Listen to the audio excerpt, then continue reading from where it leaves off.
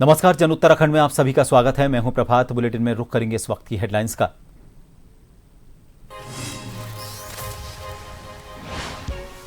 भारत पाक तनाव के बीच उत्तराखंड में भी अलर्ट। हल्द्वानी में संभावित खतरे से निपटने के लिए सुरक्षा कड़ी। हरिद्वार पुलिस ने किया युद्धकाल जैसी तैयारियों का अभ्यास।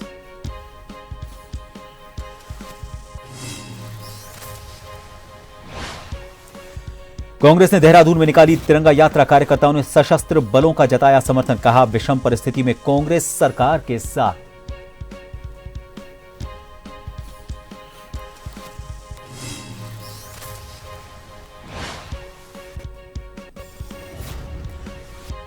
देहरादून में ग्राम्य विकास एवं पलायन रोकथाम आयोग की समीक्षा बैठक। सीएम पुष्कर सिंह धामी ने सचिवालय में की चर्चा।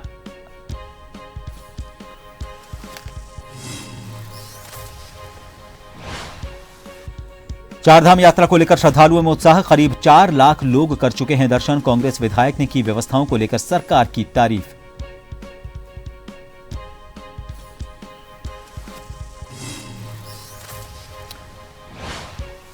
और उत्तराखंड प्रवासी परिषद बोर्ड उपाध्यक्ष और दर्जा राज्य मंत्री का रामनगर दौरा। भाजपा कार्यकर्ताओं ने किया स्वागत। प्रवासी उत्तराखंडियों को जोड़ने का विजन किया साझा।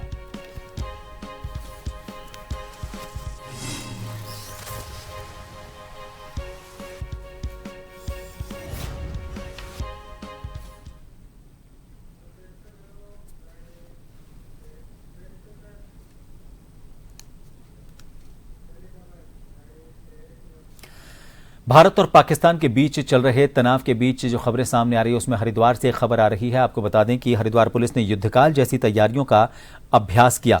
पुलिस लाइन रोशनाबाद में बलवा ड्रिल का आयोजन किया गया।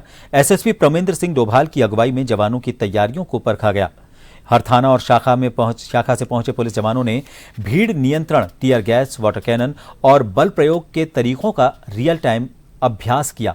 हरिद्वार पुलिस ने स्पष्ट किया कि हर परिस्थिति से निपटने को फोर्स तैयार है।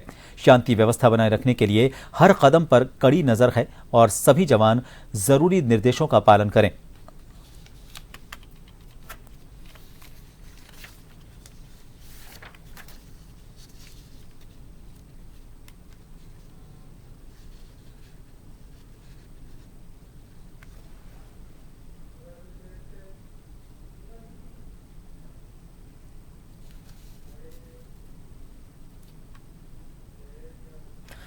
नैनीताल जिले में शांति व्यवस्था बनाए रखने के लिए और किसी भी आपदा से निपटने के लिए पुलिस प्रशासन पूरी तरह से मुस्तैद है। वरिष्ठ पुलिस अधीक्षक पीएन मीणा के निर्देश पर जिले भर में सुरक्षा व्यवस्था को चाक चौबंद कर दिया गया है। साथ ही जनपद के सभी राजपत्रित अधिकारी खुद सड़कों पर उतरकर हालात की निगरानी कर रहे हैं।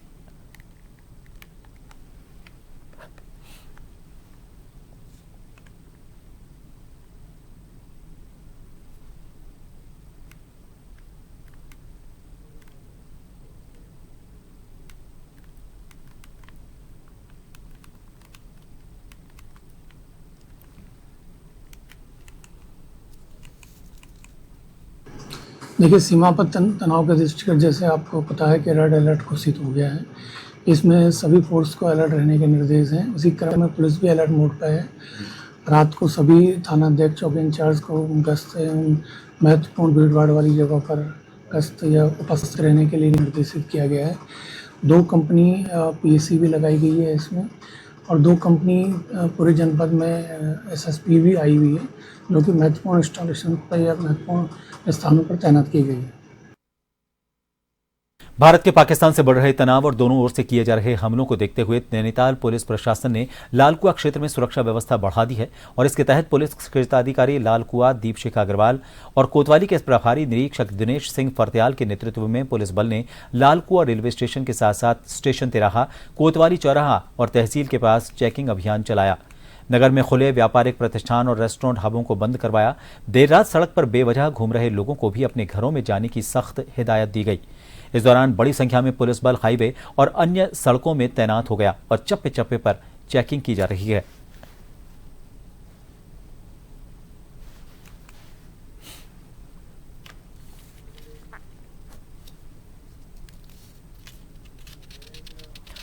पहलगाम में आतंकवादी हमले के बाद भारत और पाकिस्तान में तनाव के बीच देश के सभी राजनीतिक दल भी इस विषम परिस्थिति में एक साथ खड़े नजर आ रहे हैं और सेना का मनोबल बढ़ाने का काम कर रहे हैं। इसी कड़ी में आज राजधानी देहरादून के कांग्रेस प्रदेश कार्यालय से पलटन बाजार तक बड़ी संख्या में कांग्रेस कार्यकर्ताओं ने प्रदेश अध्यक्ष करण माहरा के नेतृत्व में तिरंगा रैली निकालकर सेना का समर्थन किया। इस रैली को लेकर कांग्रेस के प्रदेश अध्यक्ष करण माहरा ने कहा कि कांग्रेस के केंद्रीय नेतृत्व ने पहले ही सरकार को बता दिया है कि इस विषम परिस्थिति में कांग्रेस सरकार के साथ है।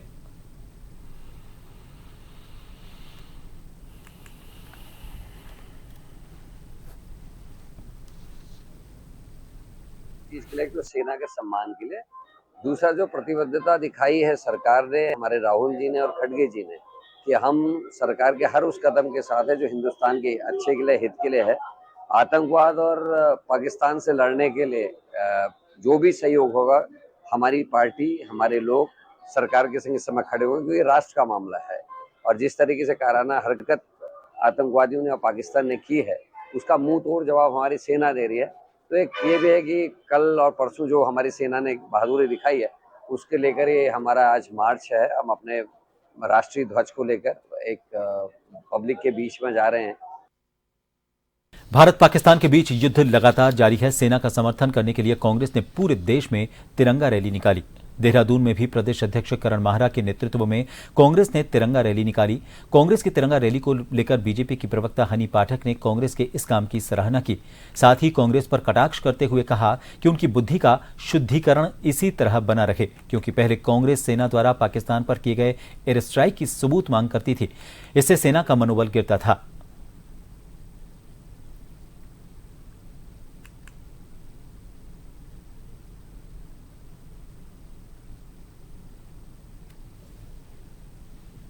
ये पक्ष और विपक्ष जब पूरे प्रकार से साथ सेना के लिए खड़ा होता है तो भारत देश की खूबसूरती निखर कर आती है। और ये बहुत ही काबिले तारीफ चीज है कि कांग्रेस के लोगों की बुद्धि का शुद्धिकरण जल्दी हो गया। नहीं तो ये वही लोग हैं, हमेशा आतंकवाद के खिलाफ जब भी भारत ने अटैक किया है तो उसका सबूत मांगने से ही पीछे नहीं हटे हैं। अब की बार इनको ये जो बुद्धि का इनका शुद्धिकरण हुआ है, पता नहीं किस कारण हुआ है, शायद इनको थोड़ी अकल आई है और समय पर अकल आई है। तो सेना के समर्थन के लिए जो ये तिरंगा यात्रा निकाल रहे हैं, वो ये जो खूबसूरती का परिचय दे रहे हैं, उसकी हम पूरी तरीके से भूरी भूरी तारीफ करते हैं। मुख्यमंत्री पुष्कर सिंह धामी देहरादून स्थित सचिवालय में ग्राम्य विकास एवं पलायन रोकथाम आयोग की समीक्षा बैठक करने के लिए पहुंचे।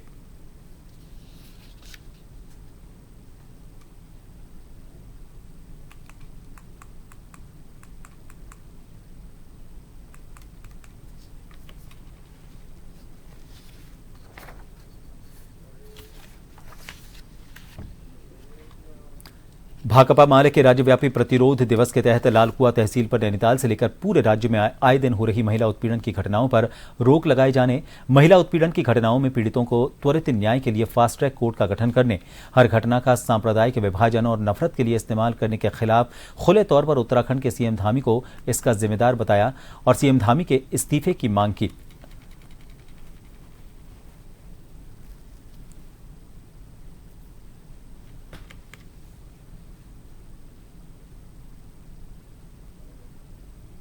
देखेंगे चाहे महिला उत्पीड़न की घटनाएं लगातार बढ़ रही हैं, उसमें तमाम जिस तरह के लोगों के नाम आ रहे हैं उसमें भाजपा के नेता भी शामिल हैं।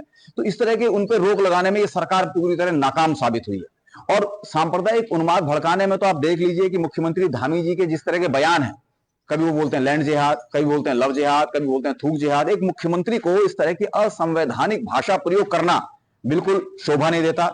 हम तो कह रहे हैं कि जो ये माहौल बिगड़ रहा है इसकी पूरी जिम्मेदारी राज्य के मुख्यमंत्री पुष्कर सिंह धामी जी की है। उनको तत्काल नैतिक तौर पे इस पद पे नहीं रहे। हम लोगों ने आज जो है राज्यपाल को ज्ञापन दिया है, उसमें ये तमाम सारी मांगे की हैं कि सांप्रदायिक सौहार्द बनाए रखने के लिए जो है सरकार को काम करना चाहिए। और जब से ये मोदी यहाँ पे धामी सरकार यहाँ पर आई है, तब से हमने देखा कि धामी जी जो है महिला उत्पीड़न की घटनाओं को रोकने में बिल्कुल नाकाम रहे हैं और जो है ये सांप्रदायिक सौहार्द को बिगाड़ने में इनका बहुत ज्यादा हाथ रहा है। इसलिए हम मांग करते हैं कि इनको नैतिकता इनके अंदर अगर है तो इनको इस्तीफा अपने पद से दे देना चाहिए। रुकेंगे एक छोटे से ब्रेक के लिए, बने रहिए जन टीवी पर।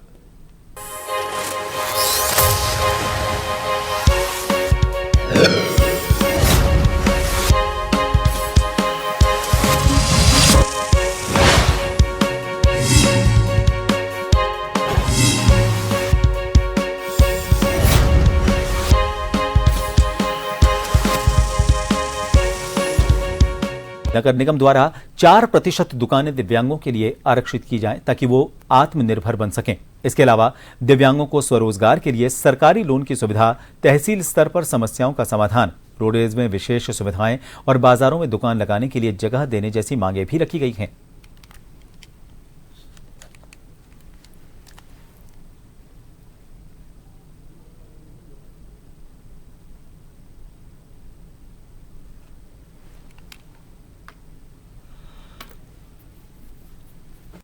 मेरे हिसाब से इस मांग को लेकर मिले कि दिव्यांगों के लिए जो नगर निगम में 4% आरक्षण होता है और दुकान उपलब्ध कराई जाए उसके लिए मिले, और दिव्यांगों के लिए जैसे रोडवेज में सीट के लिए हमने नगर निगम में दिया है और 2-3 मांगों के लिए दिया है, जिसमें कि जो मांगे हमने दी हैं हम नगर निगम से ये चाहते हैं कि मांगे हमारी पूरी तरफ से।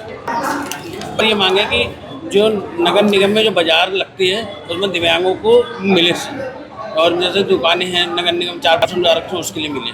उनकी 5 मांगे मेरे पास आई थी दिव्यांग लोगों की। हमारे अपने मित्र हैं, हल्द्वानी के रहने वाले लोग हैं। तो उनमें से एक उन्होंने कहा कि लोन की सुविधाओं तो वो बैंक ही करेगा और वो सरकारी से तय करेगी।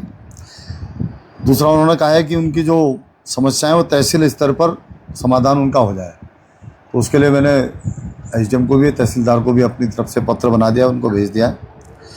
हल्द्वानी रोड में दिव्यांगों को सुविधा प्रदान करने की कृपा करें। तो ये माननीय मुख्यमंत्री जी, क्योंकि परिवहन मंत्री हैं, उनको मैं पत्र भेज रहा हूँ।